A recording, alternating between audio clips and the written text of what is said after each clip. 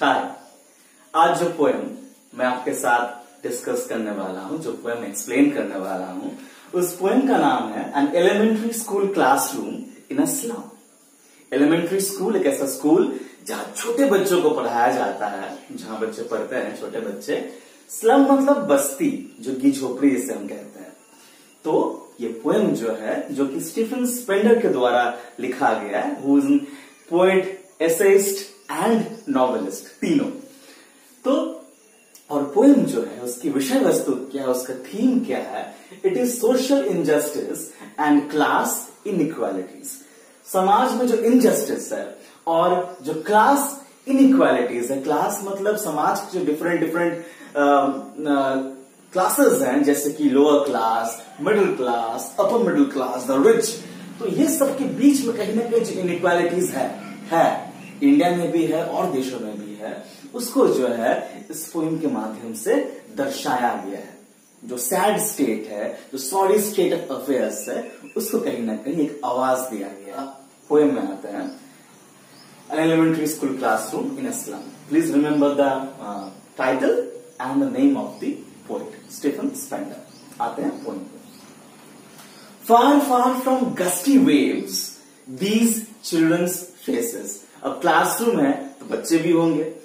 कहा गया है गस्टी वेव्स से बहुत दूर। गस्टी मतलब स्ट्रॉन्ग, लेकिन यहां पे गस्टी वेव्स जो है कहीं ना कहीं एक मेटाफर है।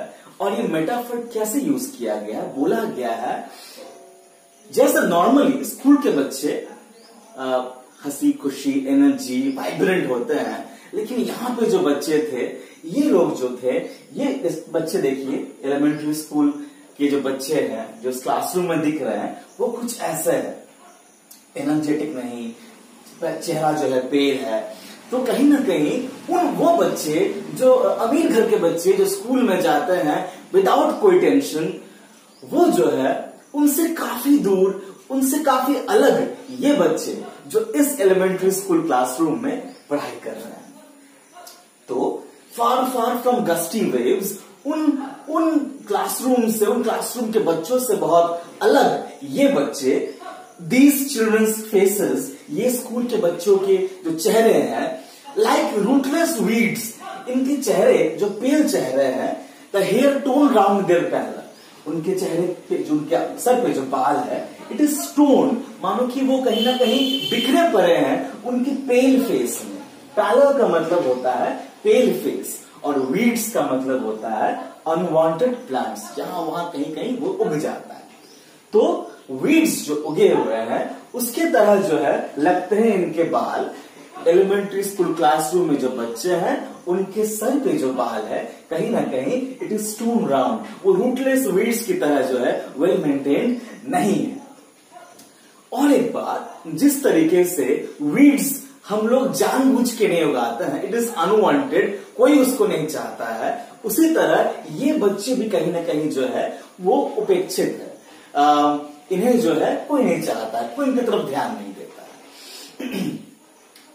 The tall girl with her weighed down head. अब क्लास, जैसे कि मैंने कहा था, बच्चे तो होंगे, तो उनमें से एक बच्ची जो है, टॉल गर्ल, काफी लंबी है, and her head is weighed down, sir जो है वो झुका हुआ है। वो झुका हुआ इसलिए नहीं कि वो कुछ नीचे कुछ चीज देख रही है, वो झुका हुआ इसलिए है क्योंकि सर पे जो है गरीबी का बोझ है, पॉवर्टी का बोझ है। वो टॉल है, she is burdened, her head is bent down, her head is weighed down. क्यों? इसलिए मैंने कहा गरीबी का बोझ वो सर पे लिए चल रही है। वो बहुत छोटी है, लेकिन फिर भी गरीबी का बोझ उसे जो है कहीं ना कहीं झुका दिया है। द पेपर सीविंग बॉय, एक और लड़का है उस क्लासरूम में जो कि बहुत दुबला पतला सा है। पेपर सीविंग बॉय मतलब एक ऐसा लड़का जो पेपर जैसा थिन है, पेपर जैसा पेल है, चेहरे का रंग उड़ा हुआ है। तो paper seeming boy with rat's eyes, उसका आंख जो है चूहे की तरह है। अब चूहा जो है वो क्या करता है, उसका आंख, उसकी जो आंखें होती हैं हमेशा कुछ ना कुछ तलाशते रहती है, खाना, अ सेफ प्लेस। वैसे ही इस बच्चे की जो आंखें हैं, it is like a rat, bulging and always in search of something. ये बच्चा जो है इसको कहा गया है paper swimming boy with rat's size. तो ये क्या हुआ, ये पेपर स्विमिंग बॉय जो कि मेटाफर है, पेपर स्विमिंग बॉय जो है मेटाफर है। मेटाफर क्या होता है, जहां पे कंपैरिजन होता है लेकिन एज और लाइक के यूज किए बिना।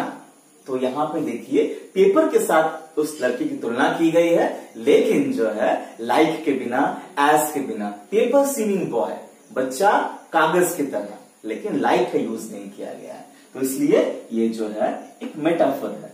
रैट साइज मेटाफर है। गस्टी वेव्स जैसे कि मैंने कहा था मेटाफर है।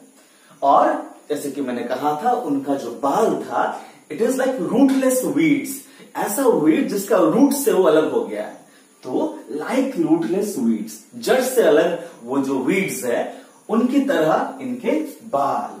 तो क्योंकि लाइक का यूज किया गया है, एज का यूज और लाइक का यूज करके जो कंपैरिजन होता है उन्हें हम सिमिली कहते हैं। तो ये कुछ फिगर्स ऑफ स्पीच हमें इतने देर में मिली। तो ये जो बच्चा है ये थिन है, पेपर स्विमिंग बॉय मतलब थिन लड़का, आईज लाइक रैट, और एक और चीज हंगर स्ट्रिकन, ऑब्वियस बात है, दुबला पतला है, मालनरिश्ड है, हंगर स्ट्रिकन है मतलब जो है भूखा है। Next, the stunted, unlucky heir of twisted bones reciting a father's gnarled disease। एक और बच्चा क्लासरूम में वो खड़ा है, वो अपना लेसन्स जो है रिसाइट कर रहा है, कह रहा है जोर जोर से खड़े होके। उसका ग्रोथ जो है वो स्टंटेड है, मतलब जितना उसका लंबाई होना चाहिए उतना लंबाई उसका है नहीं है। स्टंटेड ग्रोथ, एक लड़का खड़े होके अपना लेसन्स रिसाइट कर रहा है। और हम जो है आप हमें इनहेरिट, हम कुछ चीजें इनहेरिट करते हैं, हम जो है कुछ चीजों को इनहेरिट करते हैं, हम एयर होते हैं, HEIR प्रोनाउंस एज एयर। तो जैसे कि जमीन हुआ, जायदाद हुआ, कुछ पुराने एंटीक सामान हुए, लेकिन इसे जो है उसे क्या मिला, इसे मिला तो अपने पापा का जो डिजीज है वो उसे मिला।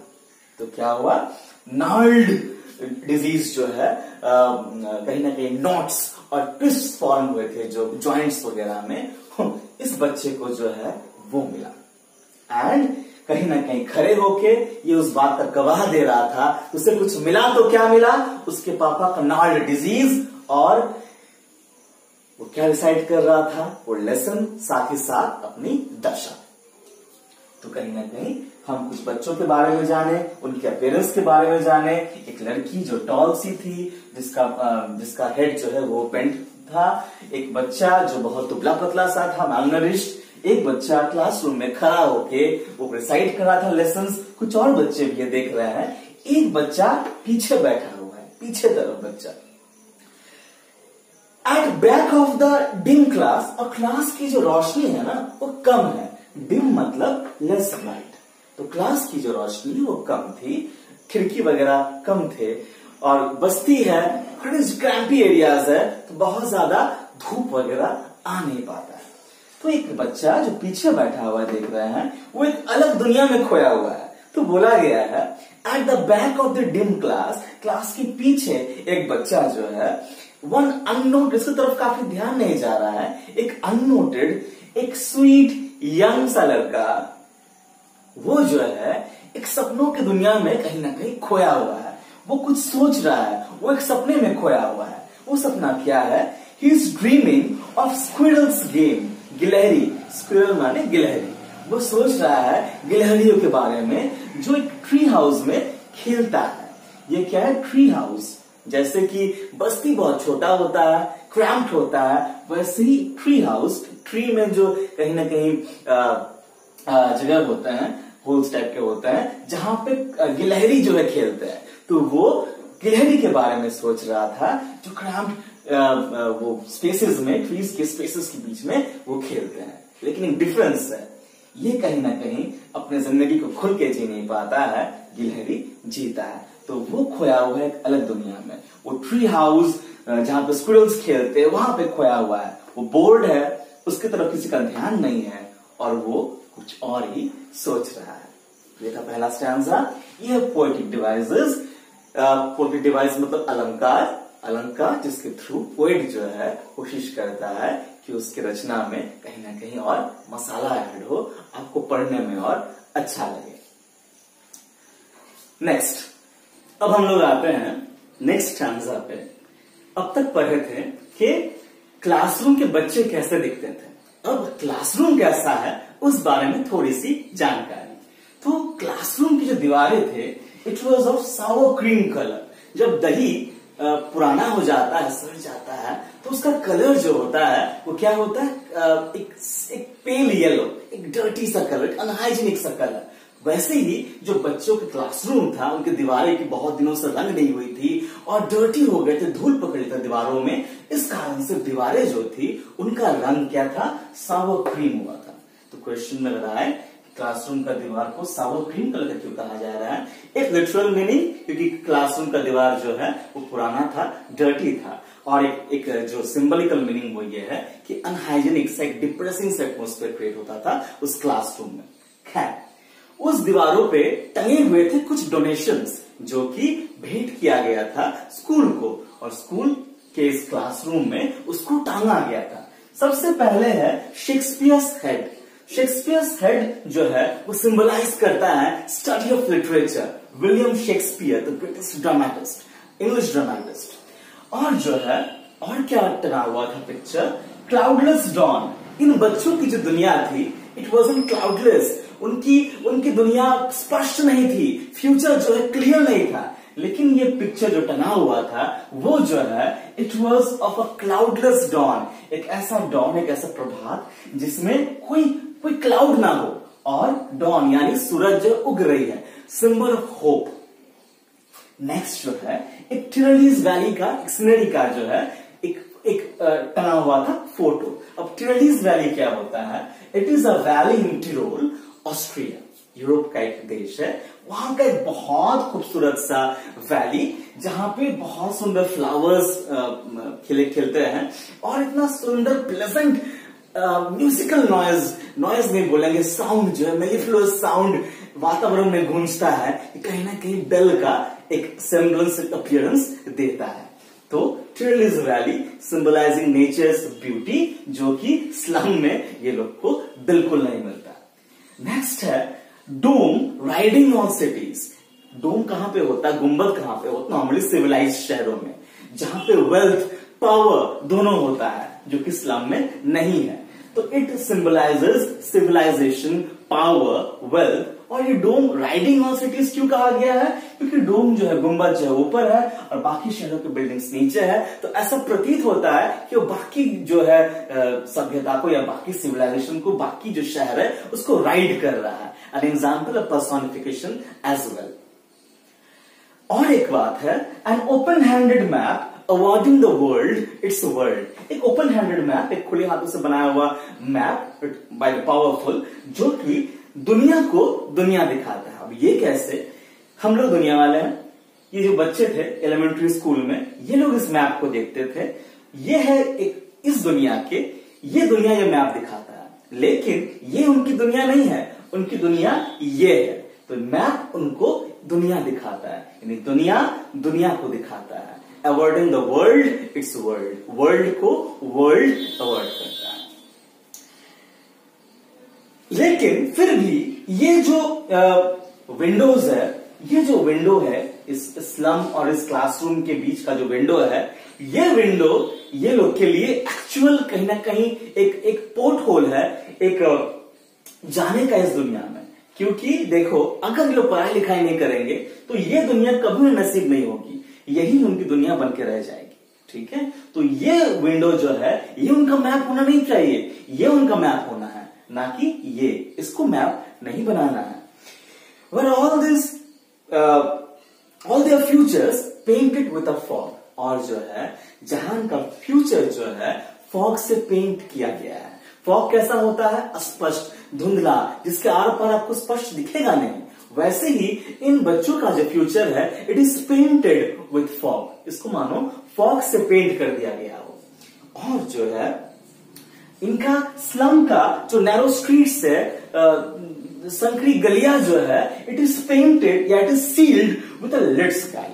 ठीक है, एक मेटल होता है ग्रेइश इन कलर। तो इनका जो हमें खुली आसमान नसीब होती है, इन्हें जो है ये जो बस्ती के बच्चे थे, इनका आसमान जो था it is sealed, discovered with a lead sky. इसका लिटरल मीनिंग ऐसा कि इंडस्ट्री का फ्यूम्स आसमान में है, तो इसके चलते जो क्लाउड्स है या फिर जो आसमान है वो ब्लैकिश कलर का हो गया है। क्या कलर का हो गया है? डल हो गया है आसमान, डल स्काई, लेड स्काई। और सिंबॉलिकल मीनिंग क्या है कि जो है इनका फ्यूचर स्पष्ट नहीं है, कोई उम्मीद नहीं है।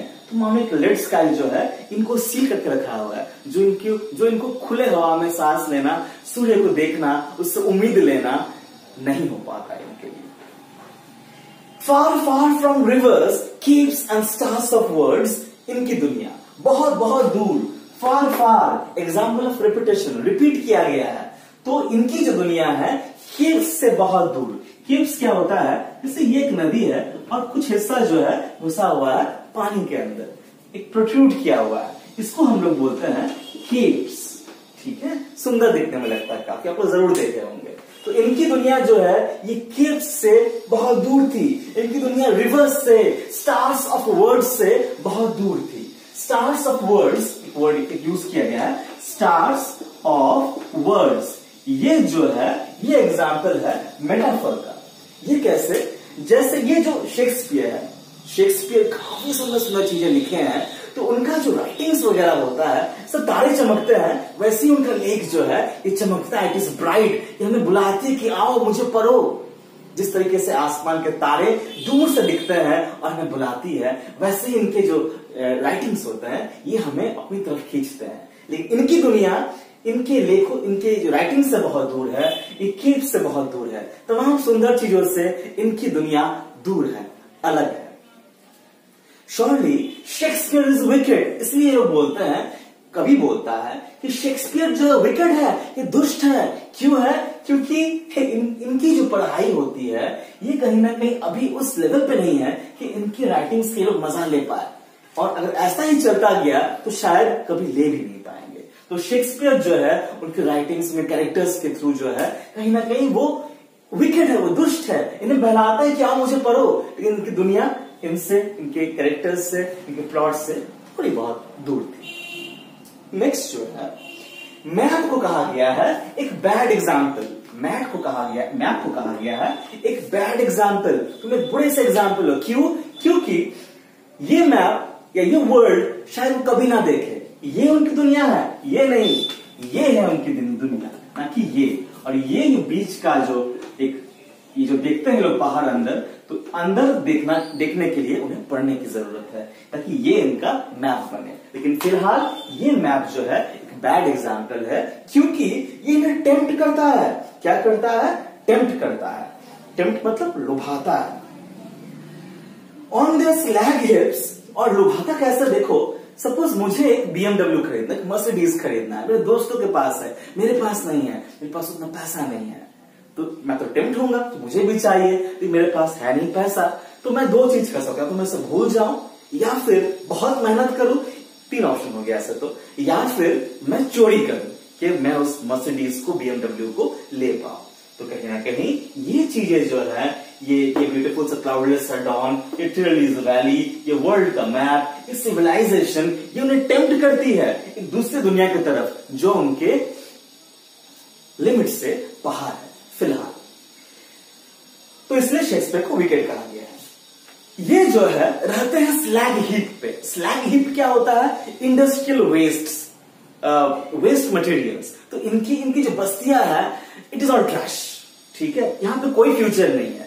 तो इसलिए जो है ये मानो ये जो बस्ती पे रहते हैं वो एक स्लैग हीप पे रहते हैं, जहां पे बच्चे जो है wear skins peeped through bye bones, जहां पे वो लोग स्किन्स वियर करते हैं which is peeped through bye bones. मैंने कपड़ा पहना हुआ है, वो भी पहनते हैं, लेकिन कपड़े के नीचे जो है जो चमड़ा है, चमड़ा के थ्रू मानो हड्डियां जो है, रिपकेज वगैरह है, वो पीप कर रहा है, वो बाहर निकल कर देखने की कोशिश कर रही है। तो इसीलिए skins peeped through bye bones, skins जिसके थ्रू हड्डियां जो है वो पीप कर रही है। And spectacles of steel with मेंडेड glass, और जो चश्मा भी पहने हुए हैं कुछ बच्चे या लोग जो है, बच्चे जो है, ये क्या हुआ है?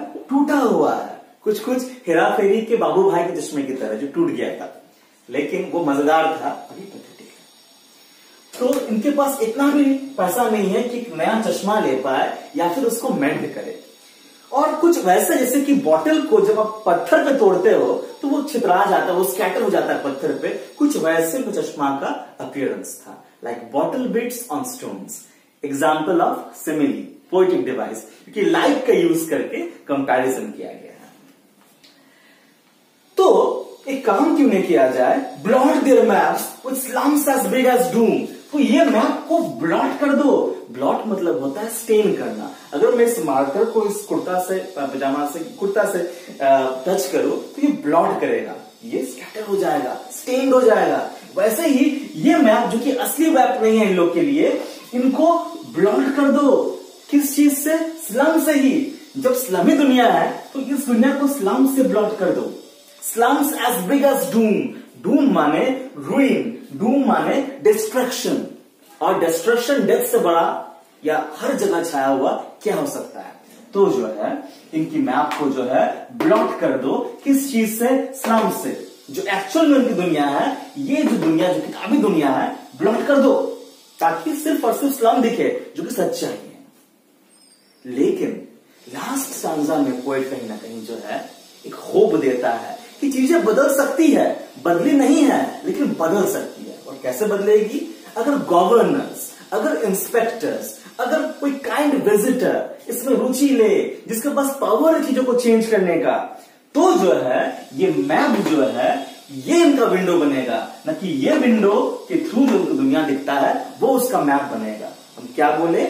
ये मैप जो है ये उनका विंडो बनना चाहिए बाहरी दुनिया की तरफ, ना कि ये विंडो जो कि इनकी दुनिया को दिखाता है। नहीं, तो इन्हें जाना है इस तरफ, ना कि इस तरफ। ठीक है?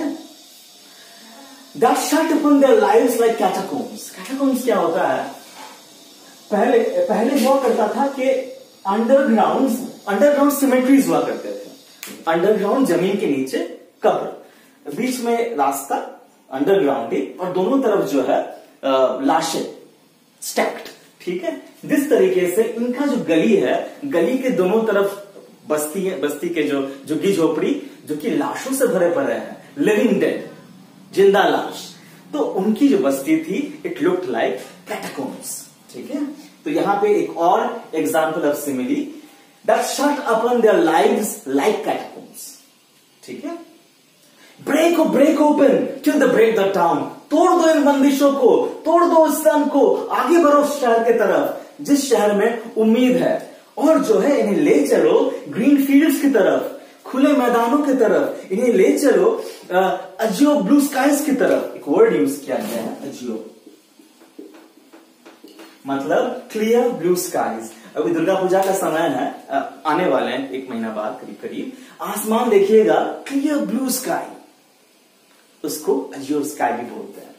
तो जो है इनकी दुनिया जो कि लेड स्काई से ढकी हुई थी, सील्ड थी, उन्हें ये एक खुला आसमान दो, उन्हें ग्रीन फील्ड्स दो, और जो है उनका जो टंग है, हम लोग टेस्ट करते हैं चीजों को टंग से, तो इन्हें किताबों को टेस्ट करने दो। Let the tongue run naked, इनके टंग को नेकेड रन करने दो, मतलब कोई इनहिबिशन, कोई रेस्ट्रिक्शन के बिना इन्हें बोलो कि जाओ और नॉलेज जो है एक्यूमुलेट करो, नॉलेज जो है वो गैदर करो। Let that tongue run naked into books, वो किताबों को पढ़े, ज्ञान अर्जित करे, क्योंकि knowledge is the key to future. Knowledge जो है कहीं ना कहीं पावर का रास्ता खोलता है। और the white and green leaves open, हम लोग सीखते हैं किताबों से और सीखते हैं दुनिया से, नेचर से, तो ये भी जो है व्हाइट लीव्स से और ग्रीन लीव्स से, दोनों से सीखें। The white symbolises the pages of a book, the green symbolises nature.